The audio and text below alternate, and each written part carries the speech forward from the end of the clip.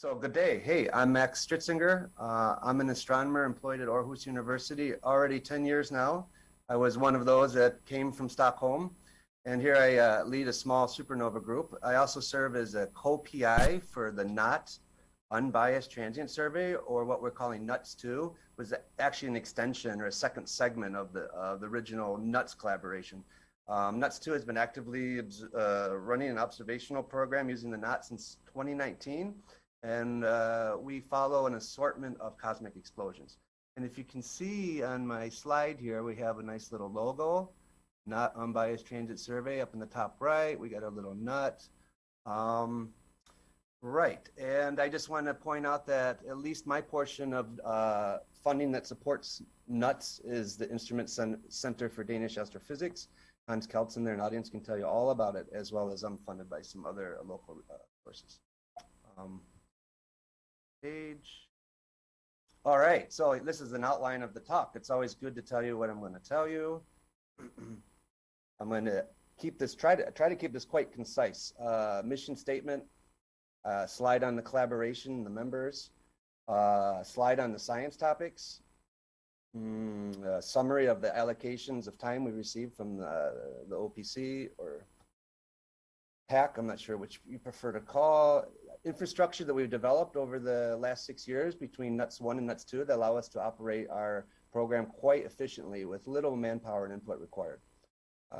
Mention a couple slides that extend upon what Jesper was talking about the multi-role facility of the NOT and why it's really great for all of us people following transients here in Nordic countries. And unlike Jesper, I will give you a couple metrics on publications and highlight some titles, but I will not go into detail of science. I'll save that for talks that will be given after me later on in the session. And a quick talk about a template of collaboration that we've made with NUTS. And we hope to leverage this with the advent of NTE. And finally, a summary. Okay, this is my mission statement slide.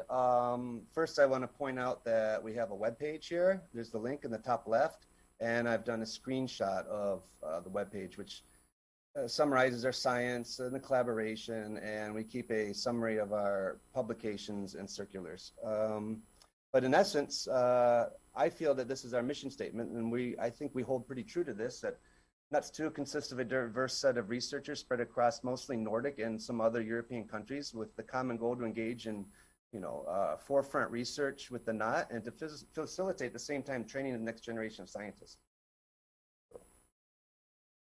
I feel that we're doing that quite well. And there's people there that you can ask offline if that's true or not, because those people are included on this slide. So here's just a slide of our collaboration. As you can see in the title, we currently consist of what we call nodes, 6 nodes. Each node is a group within one of these countries.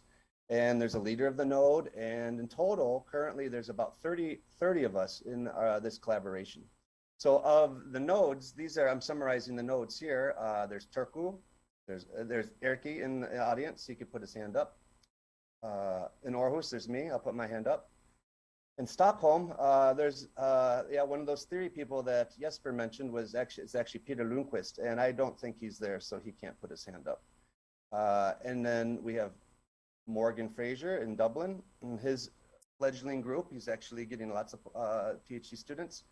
And we also have Nancy in Padua, although I think she's currently located in Spain just because of the COVID. And then finally, we have a new node member that's recently joined us, and that's in Barcelona, led by the one and only Luis Galbani, who is also in the audience, and we'll be talking later about another project that him and I are collaborating on. Okay, so these people here, we actually form what we call the NUTS Council, where we kind of take the management decisions that are necessary. Different members request if they want to follow up a target. We ensure that, yes, this is a good target, and we say yes or no, and other management details. And then again, for each of the nodes, I'm summarizing the nodes here. These are all the nodes there, and there's lots of people. And actually, Italy has got lots of people, and Finland has actually exploded in the number of people. Ireland's all new, Denmark, I usually is a couple plus or minus. Spain is new, and it's coming with new PhD students.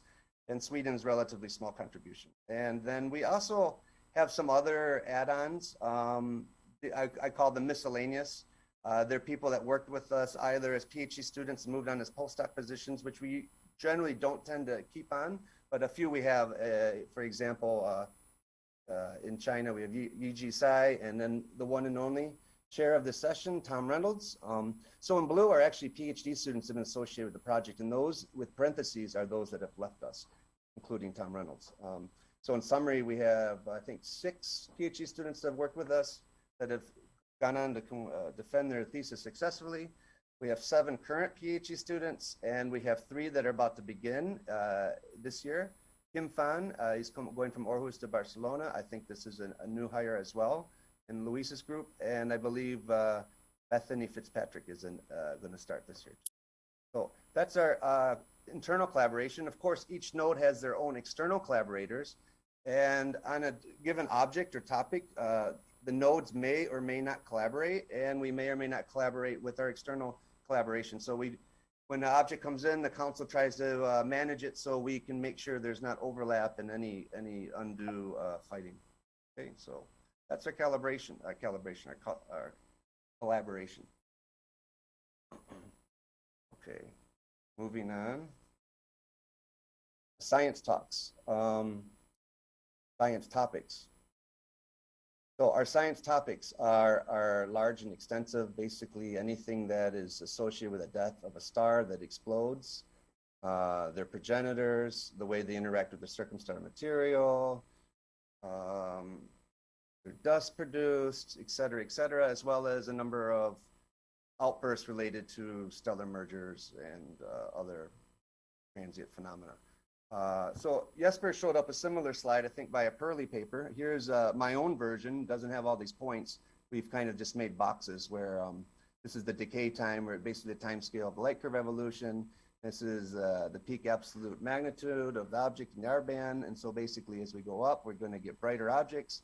And as we go to the right on the bottom axis, we're getting objects that last much longer.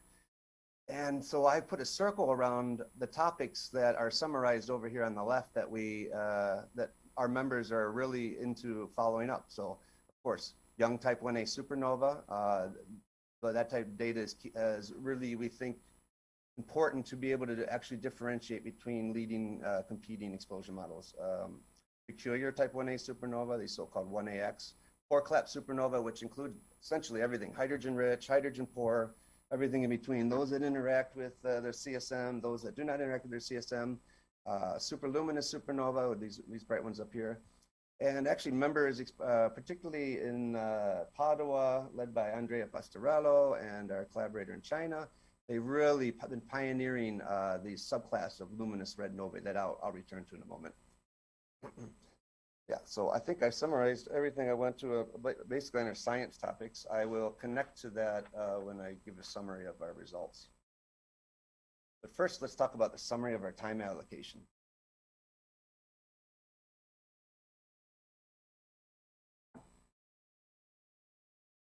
Okay, so in general, the NUTS2 collaboration has been allocated roughly on average about 70 hours of Alphos TOO time per semester. Subset of that, 5 to 10 hours, will have hard TO opportunity, and the rest is soft, what we trigger on Nordic nights or technical nights. And on average, I believe we usually get about 8 half nights with NotCam. And then I just summarize here. I'm not going to go through all these numbers. But we try to use as much of the soft TO time as possible. However, occasionally we have to deal with challenges, including abnormally bad weather. I think that 2 winters ago was just absolutely atrocious at La Palma. No surprise, it's wintertime.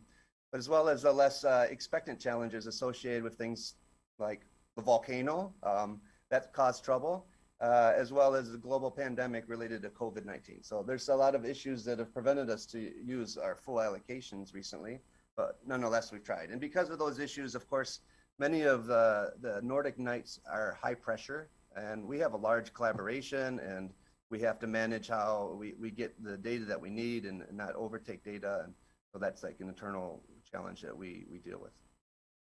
Yeah, and then you can see sometimes we actually exceed our allocation a little bit, and other times we're below. Yeah, particularly with the hard TOs. We haven't pressed on the hard TOs too much. All right, so I think we're pretty happy with these numbers. We feel that we have enough time. Maybe we need a little more NotCam time, I would gather. Okay, and so here I just have a little bit about behind the scenes, the type of things that we rely on to make this collaboration run so efficiently, and it does run really efficiently. This is some of the infrastructure. We have the homepage that I pointed out to you. There's a link. I can encourage you to go there. There's not much there, but you know, it's just a cover for our group. We have an internal Marshall that is actually, we stole it from the Carnegie Supernova project. We have the access there, and we've ingested it in, it's run by Dublin. So Dublin runs our homepage and our Marshall on some servers there. And Dublin also manages this weekly NUTS rota. So how we run is like every week, a member of the collaboration runs the rota, basically running you know, what's going to be triggered, makes the OBs, sends the OBs, then reduces the data. And so that's managed by Morgan. He gets people to do it, and we add up, you know, individuals sign up. And so every week there's a different member, and we communicate with the team using Slack. And really this here is a key point I'd like to just mention about research training, because typically, often, the person running the NUTS rota every week is a PhD student. So this is giving them really quickly a lot of real world training in observations, planning, which I misspelled, planning the triggers, making the OBs, reducing the data, interacting with people, and at the same time, they're building a large network as they supporting observations for me or someone in Sweden. Well, it's actually someone in Italy, right? Then we have data storage is actually on a dedicated server maintained by Turku.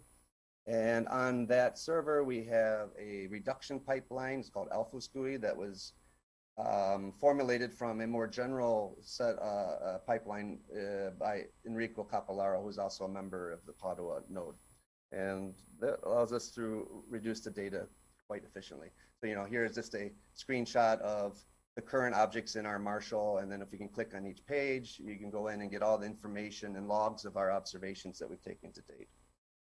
And then here's just a quick screenshot of AlphaSCUI. I actually run it remotely, but I believe that the software is not really publicly available. Okay. All right, now on the next slide or two is basically making the points that Jesper was about why the NOT is so cool for us, transient people. So the next two slides really contain a few graphs of data that are taken in part or fully with the NOT. These are examples of how the NUTS uses the NOT to obtain impressive data sets of the objects that we're doing follow-up. And so really, why is the NUT such a useful facility for NOTs? Accessibility, so I would say quickly three things that come on top of my mind when I was coming up with the slide. Accessibility to the northern sky. At least from my perspective, I've had access to a lot of telescopes in the southern sky, a lot of resources down there, but not to the northern sky. So that's a game changer. And also it extends down to minus 30 degrees, so we can overlap with facilities that we have in the south. The TO access is absolutely wonderful. Without the TO access, I mean, it really makes this facility, I mean, very important and useful for all of us. And also the quality of the data. I argue the quality of data is excellent. And with the new CCDs, the red end of the spectra, we have no more fringing.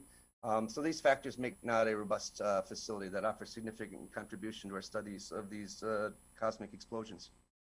And I guess on this panel here on the left, I just want to show you, make the point how the NOT can serve as a contributing facility for follow-up in projects where we have different resources and allows us to fill gaps and or when there's bad weather at other facilities, and or to help us really get high cadence spectroscopy, which there is a need for that in some science topics, really getting the spectrum every day or even 2 a day. And then on the left here, this is a very low luminosity peculiar 1AX, and I just wanted to point out, it's a contributing facility, and it does extend to the red much further than, for example, Liverpool with the sprat. Alternatively, it can also serve as a workhorse facility. And this is a northern object. I think it's around declination of plus 64. It's a broadline type 1C. It was relatively bright, and no one really followed this up, but we did. And you can see that all of these spectra from around peak out to 160 days are solely taken with the knot. So on the one hand over here, it's a facility that contributes to multi-facility projects, where over here, it's Alpha serves as a real workhorse, okay? So this is great. This is an example of why we love the knot and Alphos. And now this is a similar type slide, but turning our direction towards NotCam. NotCam is, here I'm showing you a couple examples of luminous red novae, which are associated, we believe, with a merger process of massive stars. And up here on the left, I think we have a H band, right? So this is kind of like a complementary case where we have a couple of Liverpool telescope points, and then the knot was able to give us later data. Whereas this other luminous red nova, 2018 HSO, it's its designation. This incredible, lovely follow-up. This is J band, this is H band, and this is K band, is solely taken with NotCam. So again, this is very, very, this shows you, the role that the knot plays.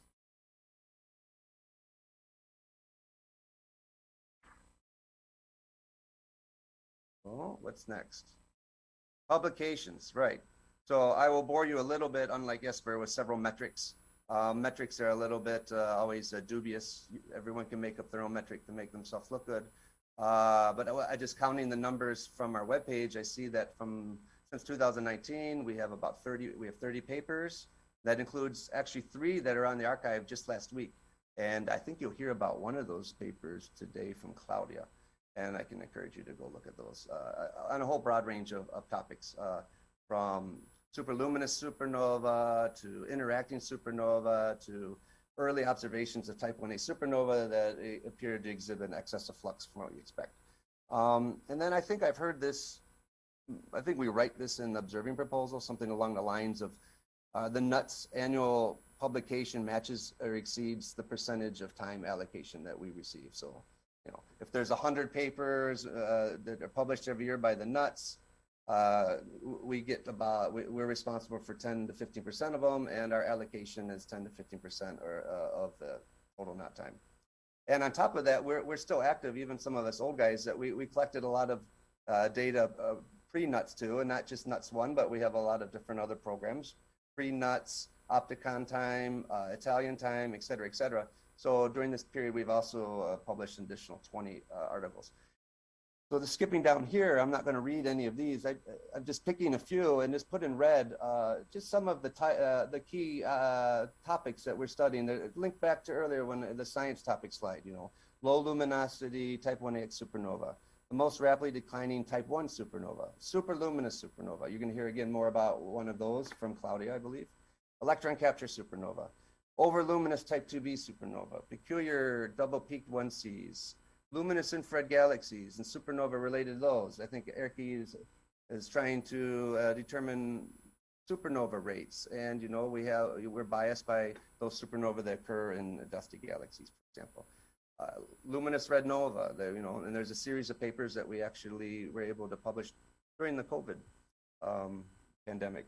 Low luminosity type 2s, that's another important topic by a number of people in Italy. Tom Reynolds, an unusually luminous supernova, right, and on and on. And here, even this is a more high-profile paper we submitted to Nature Astronomy by on a really unique transient. So there's all kinds of stuff here. And I'm really getting near the end. Oh, that's great. Okay, that's great. I didn't practice. I didn't know if I'd be short or long. So forging a path to NTE, NUTS 2 and beyond. I guess the NTE is a little bit behind schedule, and of course these things happen. So what we've done is recently just submitted an extension to the NUTS 2 project. So this is period 66, and we want to continue what we're doing. We think we're successful, and so NUTS is a well-established collaboration. We have, I hope to convince you, a real broad expertise in transients and stellar outburst. We're really poised to make this transition to use NTE. We have this collaboration set up with nodes, we interact, and people get along. That's the thing, we're all getting along, which is not necessarily always the case in many collaborations in astronomy. And then our science requires really in the future narrow spectral features we want to resolve, for example, in these interacting supernova, among other things. And also we want to really get the near-infrared SED, and that's important for a number of science cases, including luminous red nova, maybe even supernova we want to use for cosmology, et cetera, et cetera. So the NTE's resolution and spectral range is really well suited for the type of science NUTS is doing and we intend to do in the future. Okay, and now with that, I can go on to the summary, right? I want to summarize what I was trying to convey to you about NUTS 2. It's really, we follow a grassroots approach, and we're really relaxed amongst the collaboration. We really are among Nordic and EU collaborators. So we're not open to everyone, but we're open to members, and people can join that are not part of us. It's happened before. We do work in close collaboration. Although there is a real important point here to make about there's a measure of autonomy between the members, the different nodes and the members within, as well as our external partners. So sometimes there's some internal competition, but we don't take any of that personal. So actually the way we run it a little bit is we leverage these principles of distributive leadership. And by doing so, it really activates a strong contribution from the PhD students, which then they immediately benefit from the training they receive and the networking by running this node and being a member of our collaboration. And the infrastructure enables a very efficient operation. I gave you some noteworthy publication metrics and how we aim to continue this collaboration in the era of the NTE. And now on some NUTS 2 science cases, I think I already highlighted Claudia's name 1, 2, 3, now 4 times. And also there's a talk by my postdoc on a NUTS object that really shows the case why we want to have this TO axis to be able to follow up on targets that were discovered the night before. Okay, and now finally, before I continue and finish, I guess, I want to really make a special thanks to NUTS staff and students and the TAC for their continued support. We hound you with triggers almost every other day of the week, if not more, and we really appreciate that. And we really genuinely like to work with the staff and appreciate their work, their efforts on our behalf. Now, finally, I actually have an extra slide. I know that this is a part of Remember Johannes Andersen, but I also like to take a moment to mention Hugo Schwartz, who, if you don't know, served, I know the older people there definitely will remember Hugo Schwartz, who served as the NOT astronomer in charge from 1995 to 2000. I first met Hugo in 2000, soon after he arrived in CTIO, and I was on my first summer abroad research experience at CTIO. And over many morning coffees and soon after morning coffees, peaceful sours, I learned about the NOT. I never even heard about that as a student in Arizona. In fact, Hugo had a lot of stories to talk about the NOT and the people that he worked with, and he was quite proud of his contributions to the NOT, and he thought, fondly of all of you there. And then I just wanted, in particular, he was also really proud to know how the staff there formulated a state-of-the-art method to clean the mirror, which essentially consists of an important cleaning agent, namely tomato juice. Now, I don't know if this is still being used by the NOT staff. You clean the mirror with tomato juice? At any rate, I encourage you guys you people that did know Hugo to maybe raise a glass to him tonight. And with that, I stop with a nice picture from the NOT Facebook page.